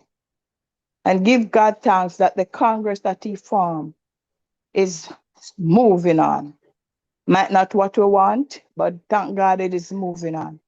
And we are here to strengthen it, and to see that it go forward. Give thanks for my league anniversary going by as we celebrate the 46 years of glorious years of anniversary of this great league that have formed. I thank you all. I thank all my sisters them for being there in true good times and bad times. I thank all my brothers for supporting I and I as we stood tall and take the mantle and carry it. God love us, so we must love Him too. Give thanks again for my mama Heard Strong, the woman that paved the way. She set the way for I and I to follow in love and principles, in joy and happiness. I give thanks for these few words. May God continue to bless these councils of elders and bless all the families. Bless those who are take time out to be with us today, to hear, to listen to all what we have to say. Take it in. It is the building. Thank God, for God is good, and for His loving mercy and His loving kindness is out towards us. May God continue to bless us all. To Jah, RASTAFARI, cutting and clearing. My Lord and Empress, blessed greetings. Oh, give thanks, Honorable Empress Miriam, for such words of encouragement and for a little bit of your testimonial that you have shared with I and I. The floor is open, family. Want to hear from everyone as we assess ourselves as we look at the speeches of High Majesty, or even if you want to just give a statement towards I, Mother of Creation, Empress Menen, on her upcoming Earth Day, the floor is open. Honorable Majesty, my Lord and Empress, through the floor. The floor acknowledges the Honorable Priest Elvis Brown, my Lord. More give thanks to such acknowledgement, my Lord. And I first will begin to say, give thanks to Father Time, Mother Earth, manifesting in flesh in the personality of His and Her Imperial Majesty. Revelation, great witness of the seventh Christ manifesting here in the ends of the earth, King Emmanuel, Charles Edward, Almighty Prophet who prophesied of such coming. And give thanks to all patriarchs and all warriors and all, even as His Majesty, traitors, because negativity or opposition make us stronger. So give thanks for unity and love. It's been a wonderful, uplifting program, bringing forth qualities that we know are necessary for our future and our development. Give thanks for such positive elevation. Concerning the present situation, the world crisis, you know, give thanks for elevating the reality of the ancient indigenous empire of Persia, the contribution it paid in that time until this time. Sometimes that will make me question if this war is just overhaul or there are other things behind it, like for instance the homophobic, society that this Western civilization.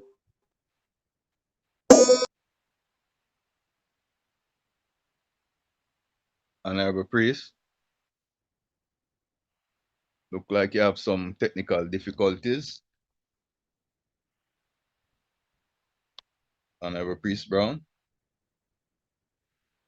Yes, family, it look like the Honorable Priest having some, because we in this imperfect world dealing with these imperfect mechanisms, those things happen from time to time. But we give thanks for the Honorable Priest Brown's statements, and his acknowledgements. And the floor is open, family. We are all here to commune one with another and edify each other. As all of I and I, we are just but a unit of the, the knowledge, a unit of the understanding. When we share together, then we become a solid, a solid unit. Because what the Honorable Chair always say, what the I heard from the Father, him do must tell I. And what him tell I, you do must did hear. But when we share it together, we get a clearer picture. See, so let us share, family. See, let us share and share our understanding so each of I and I can grow and we can be all on the same page. Because sometimes that is what causes the division and the vibes between ones. We don't really understand each other. See, we yeah, we misunderstand each other, when we all are seeking the same outcome, you know, the greatness of our nation, the preservation of our liberty, most of all, because if we didn't find glory in this liberty, we would not have given our life to it for as long as we have. Because most of us as elders, we have given the greater part of our life to this tradition here, seeing out of love, because no one forced us to do it. It's out of love, out of what we got from it and continue to receive from it while we are here. So let us share. Sharing, the man says, sharing is caring and caring is loving. God is love. So make we share. Family.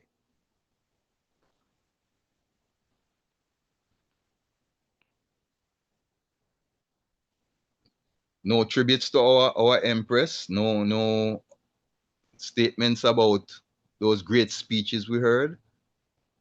We are all the intellects among I, and I know everyone on this platform here is an intellect.